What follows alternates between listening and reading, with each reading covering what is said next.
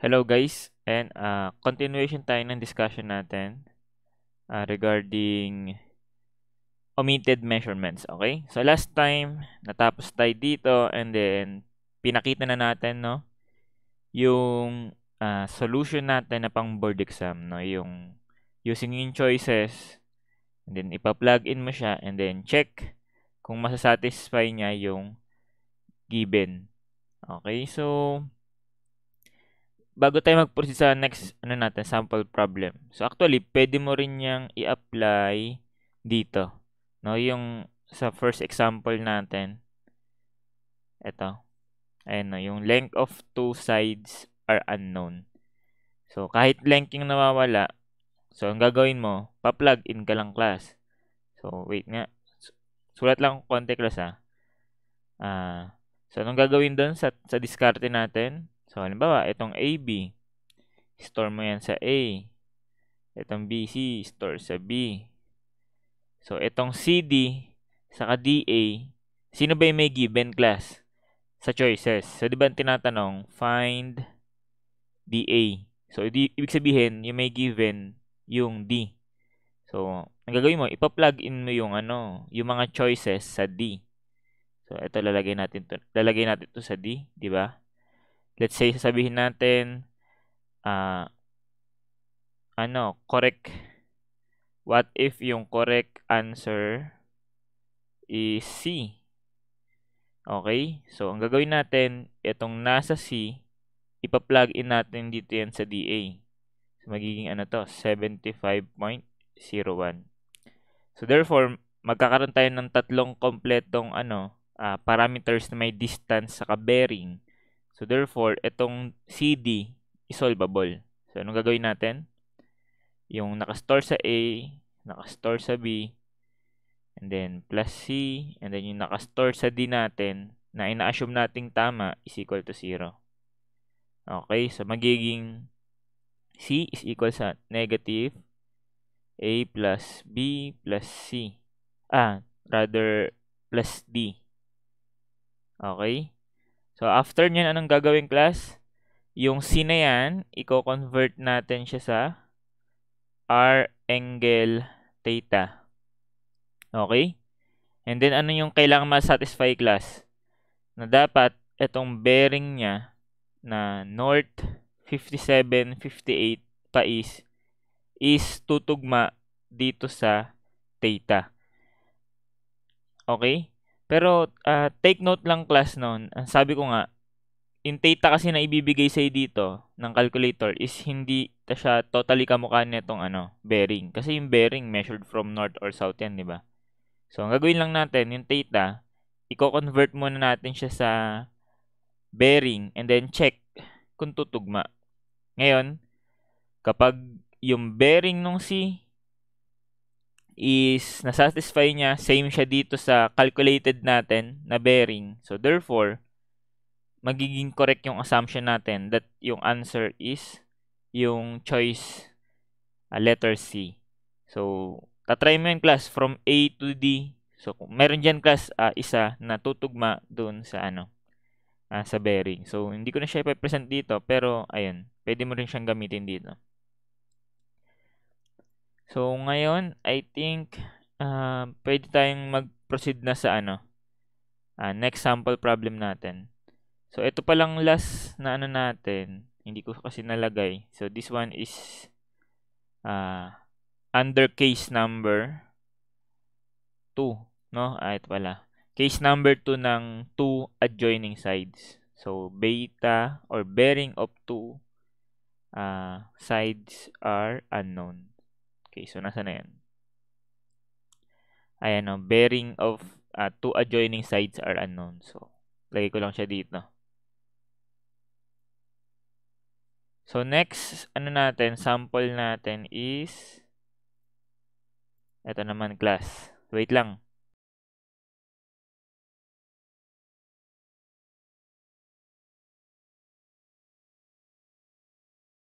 So, this one, no, is an example naman ng case 3. Okay, case 3 naman. So, copy ko lang class. Okay, wherein length of one side is unknown and bearing of another side is unknown. So, pag may bearing na involved, and again, nagiging mahirap i-visualize yung figure. Okay? So, ayan. So, ang gagawin ko na lang dito, class, no? Tatrial na lang muna natin ipakita na mahirap nga i-visualize yung figure. Pero yung solution na conventional is kayo nang bahala doon, class, para matry nyo. No? So, simple lang naman yon, though medyo matrabaho nga siya. Pero ang papakita ko na lang is kung paano to i-solve, no? Pag board exam ang pinag-uusapan, no? Yung using yun nga yung diskarte natin kanina. So, for the meantime, ang gawin muna natin is try muna natin i-visualize yung traverse natin. So, let's say for example, AB. So, meron siyang distance na 1,000 and then bearing na sa south 75 and then east. Okay, so from A, so I think ganito yung mangyayari dyan. So, let's say ito yung point A. So, south 75. So, parang medyo papunta yan dito.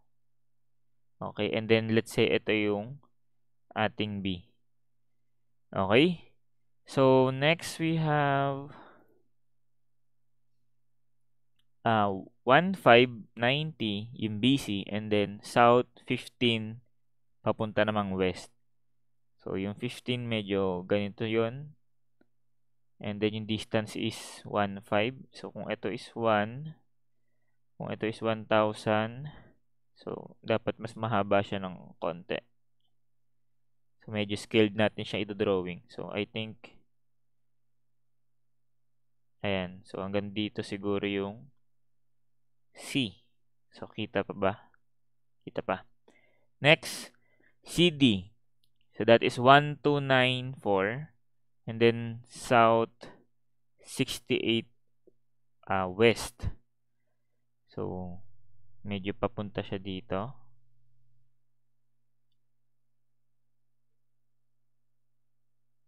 Ayan. So, 1, 2, let's say, hanggang dito lang siya. No? So, ito yung D. Ngayon, pagdating sa DE, walang given na distance, pero merong bearing. So, north 28, and then west. So, mga paganito yun. Ang problema, hindi natin siya alam kung hanggang saan siya mag-terminate. Kasi wala kang distance eh. So, hindi natin alam kung hanggang saan yan. Okay? Next, para naman sa EA, meron siyang distance na 1,7. Pero wala naman siyang bearing. So, saan ko kaya i-drawing yung EA? Kasi, pwede mangyari, pwedeng paganito yun eh. O, di ba? O, ito, extend ko na lang to. Extend ko na lang yung ganyan. Pwede kasing ganun, class, di ba? So, mahirap i-visualize yung figure.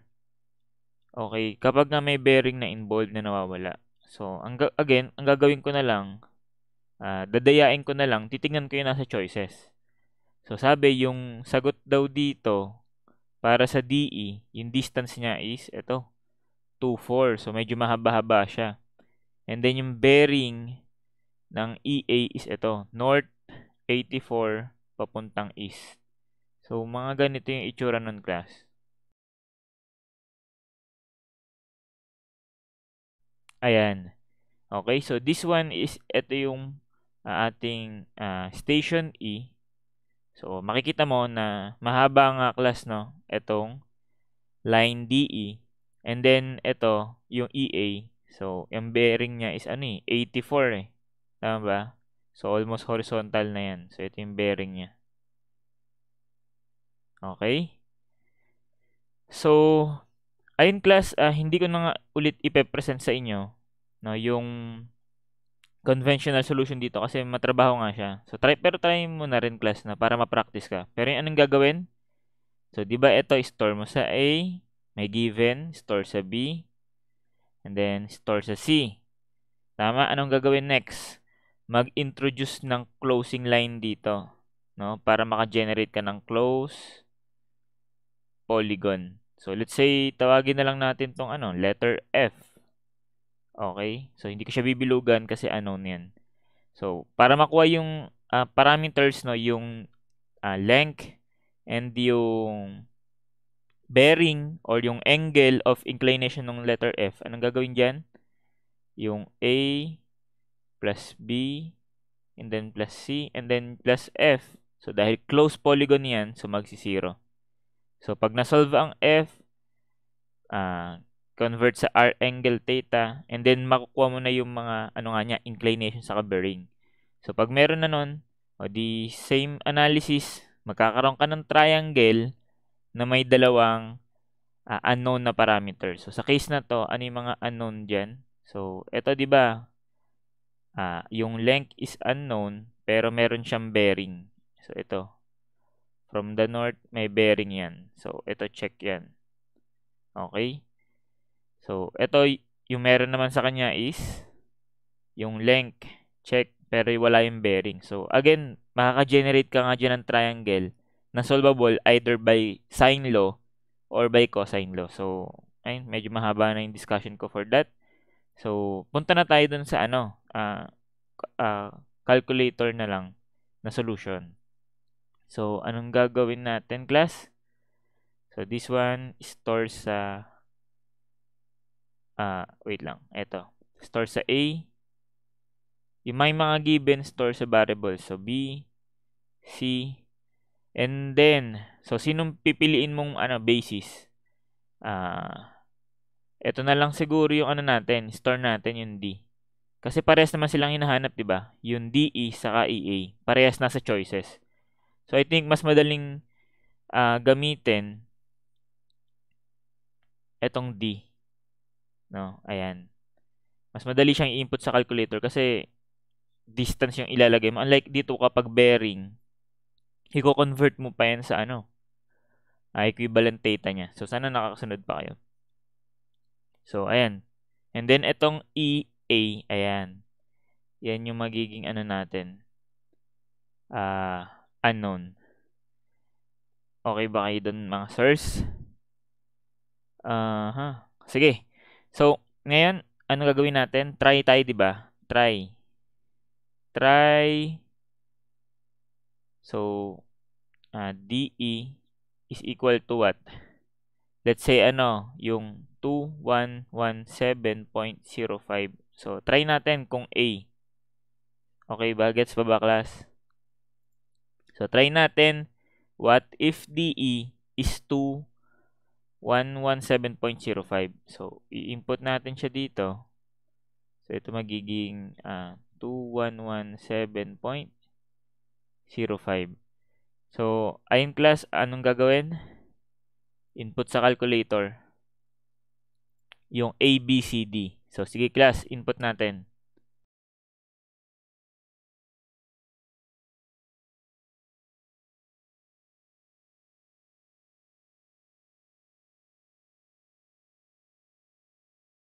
Okay, ayan, no? So, na-input natin sa A, B, C, D. So, anong gagawin? So, to solve for E, so that is A plus B plus C, and then yung plus D, and then plus E equals 0. So, therefore, E now equals negative A plus B plus C plus D. Okay, so, again, gawin lang natin sa calculator yan. So, magiging negative A plus B plus C and then plus D. So, ito yung magiging sagot natin sa E. Tama ba? So, store natin sa E. So, once na meron ka ng E, kunin yung R angle theta. So, ups 1. Okay, so, sabi natin, ayan, yung E convert sa R angle theta. Ngayon, ano yung magiging basis natin dito ng to check kung correct? So, kailangan masatisfy niya tong correct distance ng EA, which is 1738.96. So, 1738.96. So, lumabas ba, class, yung radius natin is the same? Hindi, di ba? Ang lumabas 1640.90. So, not equal to 1640.90. So, therefore, wrong assumption. Okay, so mali ang choice letter A. Mali to. So, next, ang gagawin natin, tatry mo ang B. So, try B. So, ano yung nasa B class? 1989.62. So, ibig sabihin class, no, etong DE, so, papalitan natin siya ng, ayan, 1989.62. So, anong gagawin class? Papalitan natin, no, yung nasa calculator natin na D. So, magiging 1989.62. And then, yung angle niya is north papuntang west. So, that is 90 plus yung bearing. So, store sa D and then solve for E. So, E equals negative A plus B plus C and then plus D. So, anong gagawin next? I-convert sa R angle theta. So, yung E na na-solve natin is what? So, yung E na converted sa R angle theta is, so, dapat ang makukuha natin 1738.96. Pero ang nakuha natin is 1615.62. So, then again, not equal sa 1615.62. So, therefore, again, wrong assumption. So, mali ulit yung letter B. Okay? So, next, try C. Try choice letter C. So, which is equal sa 2423.87.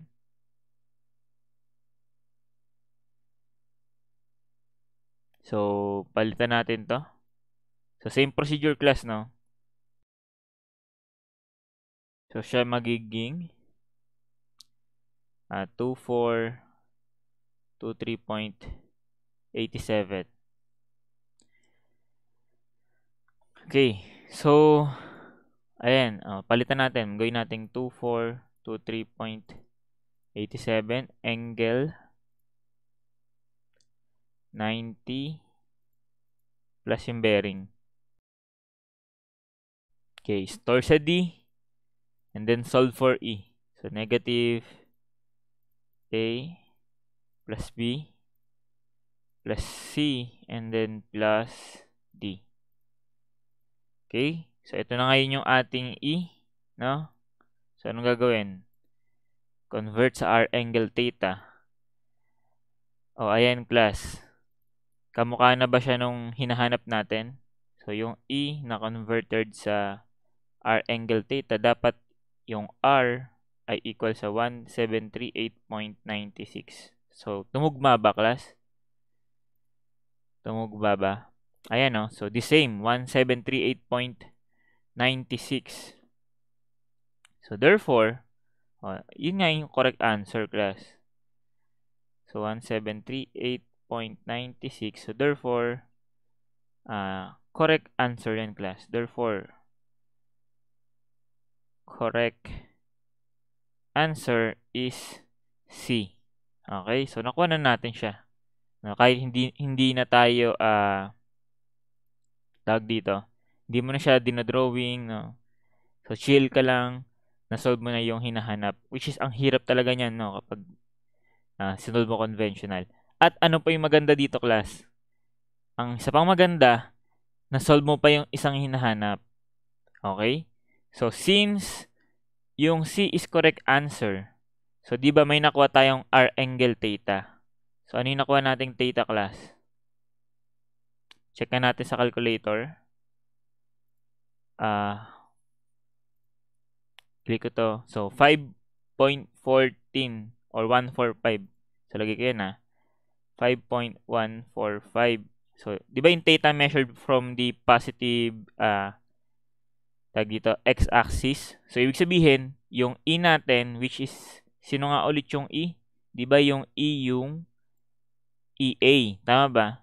So, therefore, yung direction ng EA natin is papaano? Papaganito siya, class. So, kung ito yung axis natin, from the positive, ayan. So, magiging ganito yung EA. So, ito yung theta natin no, na equal sa 5.145. So, therefore, yung bearing niyan is ito. Bearing, no? Which is measured from the north papuntang east. And then, saan to equal yung bearing na yan? Eh, di equal yan sa 90 minus yung theta using the figure. Okay? So, that bearing ay equal saan? No? So, yun yung maganda dito, class. Dahil na-solve na natin correctly yung DE, okay? Eh, kung ano na yung nakuha natin sa EA, na R angle theta, magagamit na natin siya to solve for the bearing. No, agad-agad. So, ayan, punta tayo sa calculator. O, kunin natin tong, angle theta na yan. So, apps, argument, answer. So, sabi natin yung bearing is 90 minus that theta using the figure. O, ilan yung lalabas? 84.85 or in degree minute seconds, that is 84.51.17. So, lagay natin 84.51.17.42 seconds, and then north papuntang east. Now, which is, ito na yung correct answer, and then mapuprove natin, no, that ito nga yung tamang configuration ng line EA. So, nakaganyan siya, naka-slant siyang almost horizontal. So, katulad nito, kasi 5 lang yan eh. Eh, anong tanong? Tama ba sa choices? O, di ba tama, class? Ayun o. 84.51 north papuntang east. Okay, so, ayan, naging basic na siya. Yun nga lang, class, ang limitation nito is board exam lang. After ng board exam, kung hindi mo alam ang conventional, so, wala lang din. Sayang lang. So, kaya tinuro ko pa rin yung conventional. So, ngayon, class, proceed na tayo sa sa third category. What if, two non-adjoining sides ang involved. So, paano siyang isolve? So, ipe-present ko na siya ngayon.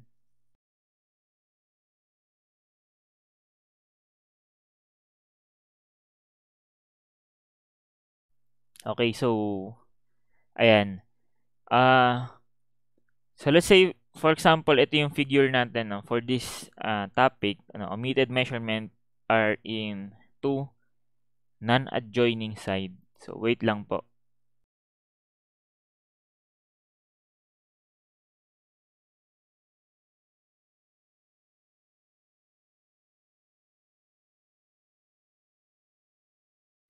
Okay, so consider the following figure.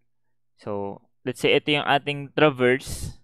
Okay, and then denoted by black lines yung mga may given. So, kompleto ang length and bearing. So, ito, kompleto rin yung length and bearing. So, pagdating dito naman sa red, ito yung mga lines naman na may missing data.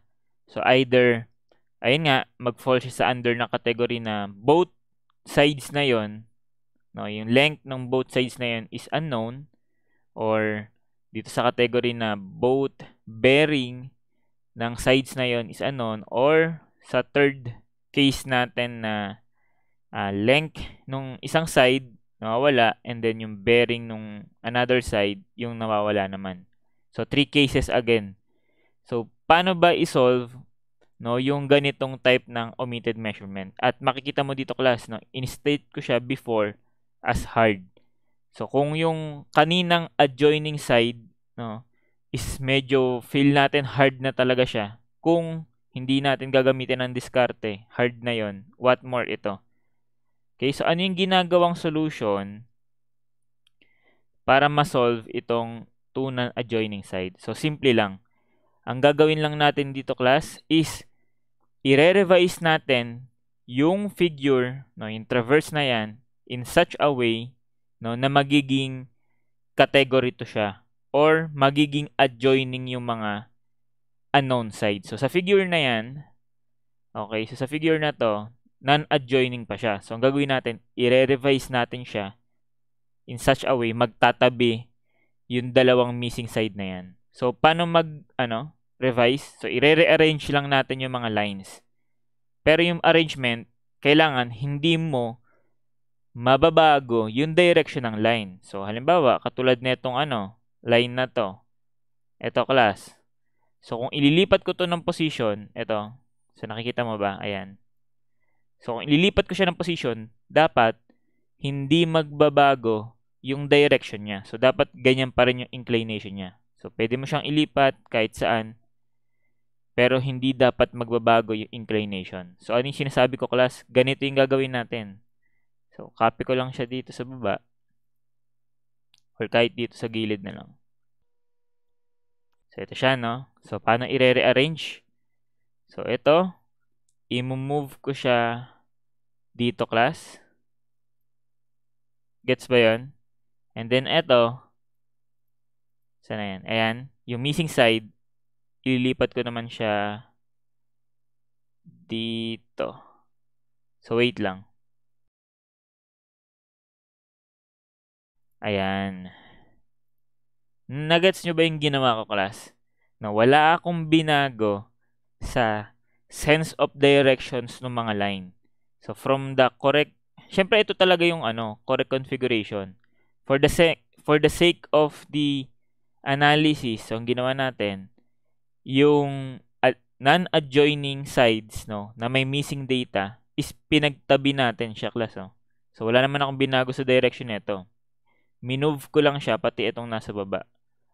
So, ganyan ang gagawin natin, class, sa lahat ng cases under this category, no, non-adjoining side.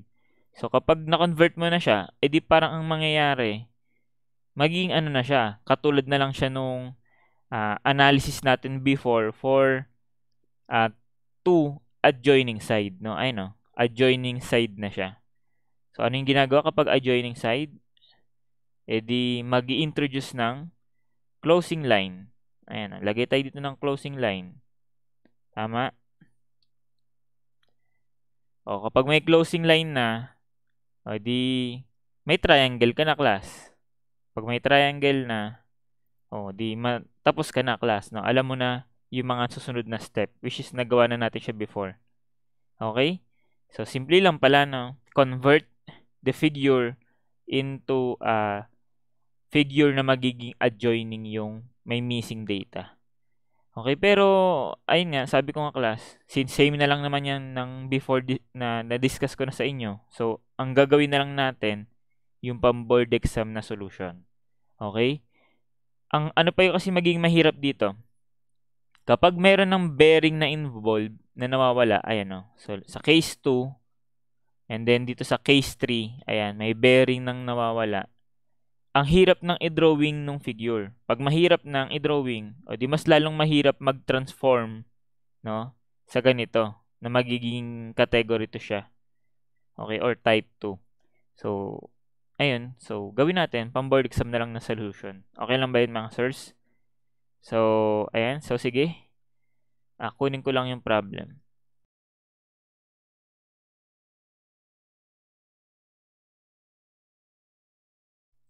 Okay. So, ayan. So, sabi, a closed traverse has the following data.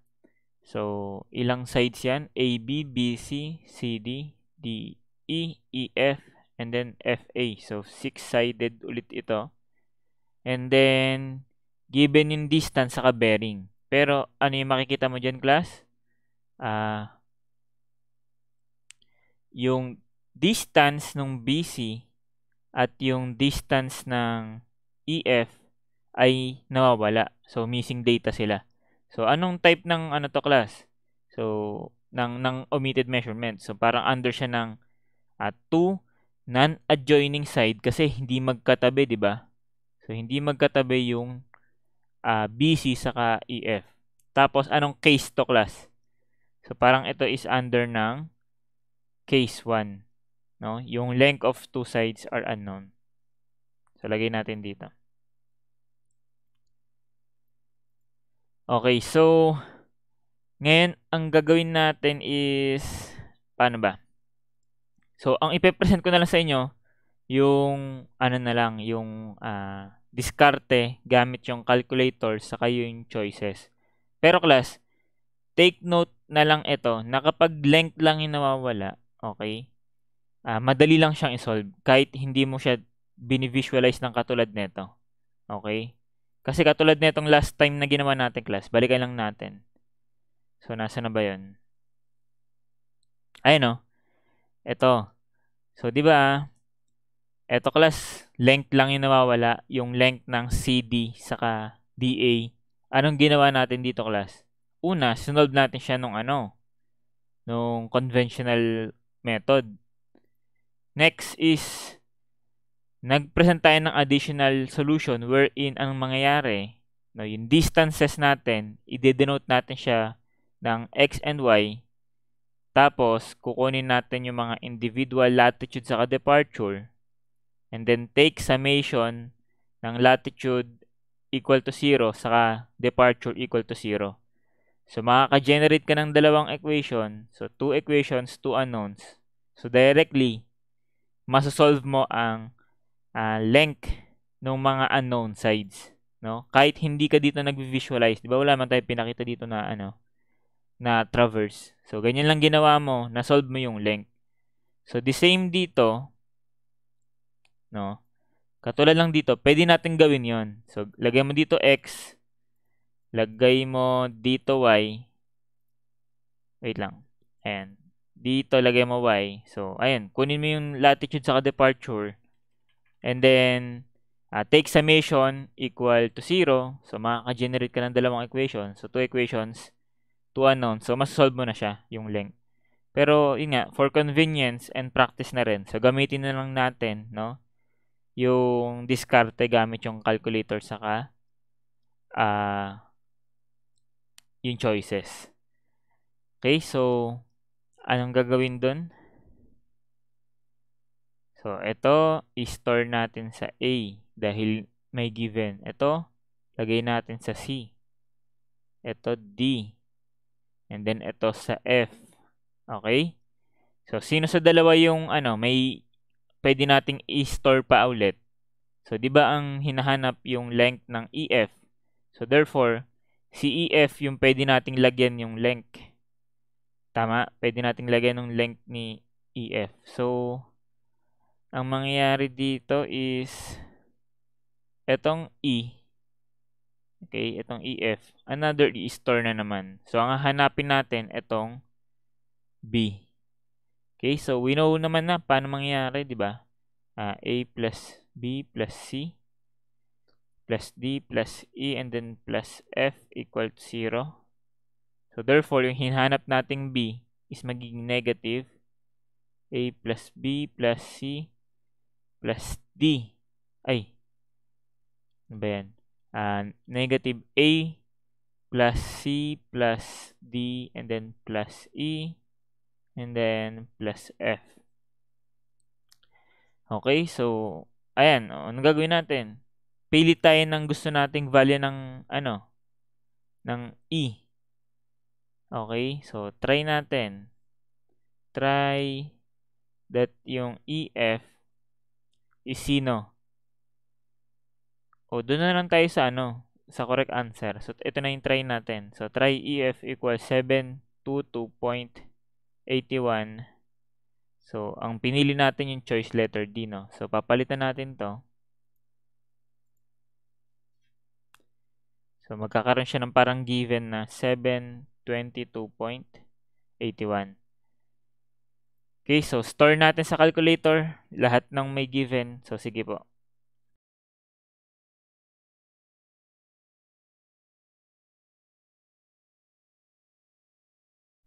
Okay, so, ayan. After natin may store sa mga variables, so, solve na natin tong B. No? A plus C plus D plus D plus F and then negative. So, sige class, check na natin. So, ayan no, bibigyan tayo ng value ng B. So, store sa B. Okay. So, ngayon, anong i-check natin sa B class para masatisfy? So, kailangan, kapag yung B, kinonvert natin sa R angle theta, ano ba yung given sa B? So, ang given sa B is itong bearing. So, ang kailangan nating i-check is yung theta. So, kung ang bearing niyan, no, nung B, or nung BC, drawing nga natin. So, north 30, 30 pa is pag ganito. So, ito yung BC. Ito yung bearing. So, therefore, ano yung kailangan nating theta na makikita, na i-compare? So, dapat that is 90 minus yung bearing. So, that is 90 minus 30 degrees, 30 minutes. So, ilan dapat yung theta natin? So, dapat that is 59.5 degrees or 59 degrees 30 minutes. Okay? So, doon natin siya i-compare. So, 59.5. Kapag yan nag-equal, no, tungugma dyan, so, ibig sabihin, correct yung assumption natin. Okay? So, nandyan pa kayo, class? So, ito ang gagawin ko. Convert sa R angle theta. Oh, anong lumabas? Ang titingnan natin, class, is itong theta, di ba? So, ilan tong theta? 59.499. Oh, which is what? Oh, the same na yan dito. No? The same sa 59.5. So, natugma yung theta. So, ibig sabihin, therefore, correct answer is letter D. Okay, so check yan. Nakuha mga sirs. And then, ang kagandahan pa ulit nito, class, kapag tinatanong itong distance, no, ng BC, o din dahil nakuha natin yung tamang bearing niya, which is ito, or yung theta, nasaan na ba? Ito, yung 59.5. So, since this one represents yung correct direction ng BC, so therefore, itong 307 also represents na yung correct length ng BC. So, just in case itanong yan, no, kung maging situational man yung problem, itanong ang length ng BC. So, ito yung correct answer. 307.19. Okay, so, ayun. So, sana nakasunod kayo, class. So, next na tayo. So, kunin ko lang.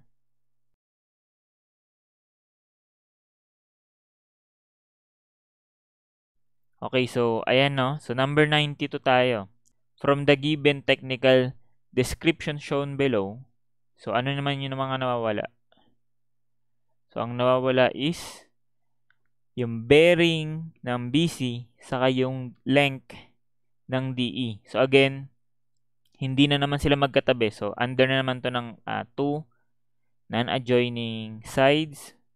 And then, anong case ito, class? Case 3. Tama ba? Length and bearing. Okay, so, under siya neto. So, ano yung gagawin natin? Wag na nga tayong conventional eh. Practice na natin yung pang board exam. So, kayo nang bahala doon, no? Basta tinuro ko na sa inyo yung gagawin na procedure, no? Para ma-convert siya sa adjacent or two adjoining sides, no? So, sige. So, ano gagawin dito, class? Yung may mga given, store sa variables. So, ito, A. Sino pa? Si C. And then, si E. Okay, so sino sa dalawa class yung bibigyan natin? Yung gagamitin natin, bibigyan natin siya ng parang given. Sino ba yung nasa choices? No choice tayo di ba? Determine the bearing of BC. So, ang meron tayo, yung bearing nung BC. So, ibig sabihin, yung B yung i-store natin. And then, yung i-check natin, itong yung DE. Okay? So, mangyayari, yung D magiging negative ng A plus B plus C plus E. So, ingat na lang class sa paglalagay ng nung bearing. Kasi nga, sa R angle theta, yung theta is hindi siya yung bearing. So, convert mo pa siya. So, ayan. So, try nga tayo class. Ano tatry natin? Try what if yung bearing ng BC ay equal saan? So, sino gusto mo sa choices? So, let's say nagsimula ka sa A. Chamba lang naman. Hindi natin sure na yun yung correct answer. So, lagay natin bearing niya is south. 71 degrees. 15 and then east. So, parang tatry natin yung A. So, ano yung lalagay nating theta dito, class? Wait lang. So, ilalagay natin dito para siya magkakaroon ng bearing na, ayun nga, south 71, 15, and then pa east. Pero yung theta na gagamitin natin is what? So, kung ito siya, ito yung south na 71. So, ang kailangan natin is yung theta, which is from the positive x-axis papunta dun sa line. Ito yung line BC. So, paano kukunin yan? Beta yung theta. So, theta is equal sa 270 plus yung bearing. Okay, so sige class, input nga natin sa calculator.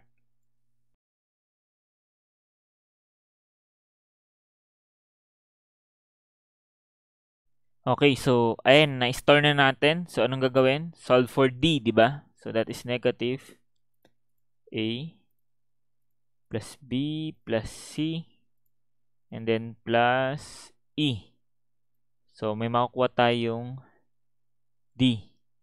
And then convert that or store muna natin sa D kung gusto mo. So store mo sa D and then convert into R angle theta. Okay, so punta tayo dito sa board. So mangyayari dito ko sulat yung D converted sa R angle theta. So ano yung i-check natin dito sa D class? Di kung ano yung may given sa D, which is etong bearing. So yung bearing niya class dapat tumugma doon sa equivalent niya sa theta sa calculator. So ilan ba yung lumabas na theta sa calculator natin class?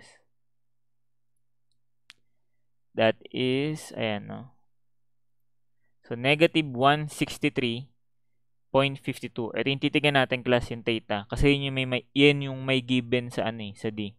So negative 163.52. So lagay ko nga yun dito. Siya is lumabas na yung theta negative 163.52. So ano ibig sabihin ng negative? So kung kikreate ako dito ng so ito yung positive x-axis. So 163. So papunta yun dito, no? So ito yung line DE. So ito yung theta. So yung bearing is ito lang. So which is equal saan? Di equal yun sa 163.52 minus yung 90. So check natin plus kung tutugma yan dito. Which is, medyo tugma naman na, di ba? South papuntang west. Which is tama sa direction ng line, natin, DE. South papuntang west.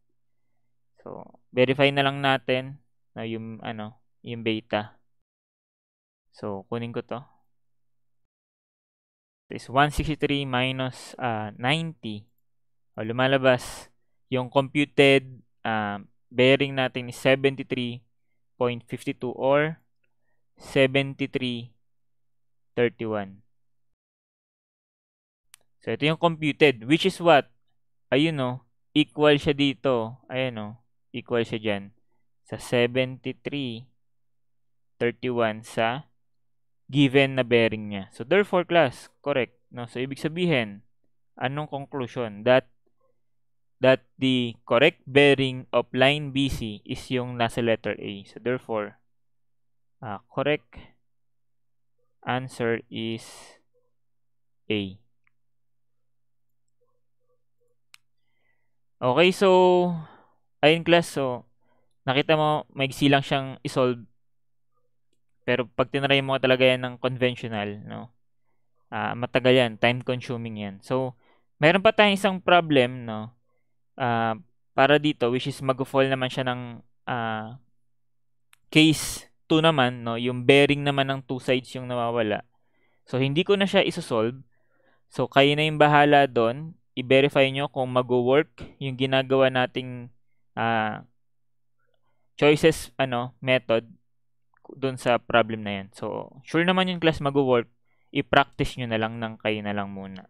Okay, so that's it for the omitted measurement. So, next discussion natin is about computation naman ng mga area ng traverse. So, once na ma-correct natin, no, yung or ma-adjust natin yung mga latitude sa departure or length and bearing, or makompleto natin yung data na itong mga omitted measurement. So, next target natin is to solve for the area. So, paano mag-solve ng area? Ano yung mga methods na pwede natin gamitin? So, yun yung pag-uusapan natin sa next video natin. So, yun guys. So, sana may nagets kayo. So, thank you guys for watching. So, see you next time. God bless.